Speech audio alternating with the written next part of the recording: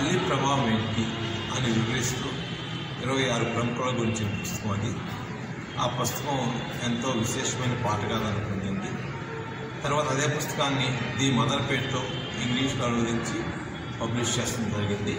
ఈ 2 పుస్తకాలు కూడా అమెజాన్లో అందుబాటులో ఉన్నాయి. ఇప్పుడు పాఠకుల కోరిక మీద అదే పుస్తకం అందరూ భారతీయులందరూ చదవడానికి అవకాశం ఉండాలని, సులువుగా ఉండాలి, హిందీ అనువాదం చేసి హిందీ అనువాదాన్ని పబ్లిష్ చేసి ఈరోజు పుస్తకావిష్కరణ జరిగింది.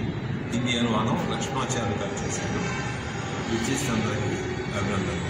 Thank you sir. ఈ జీవితాలపై తల్లి ప్రభావం వీరంతా ఏ విధంగా జీవితంలో ఉదాత్త వ్యక్తులుగా తీర్చిదిద్దబడ్డారు, దానికి మాతృమూర్తి పాత్ర ఏ విధంగా ఉంటుందండి ఈ పుస్తకం ఒక పేరెంటింగ్ ప్రతి స్త్రీ చదివితే ఒక మదర్గా ఎలా పిల్లలు పెంచాలో అవగాహన ఏర్పడుతుంది.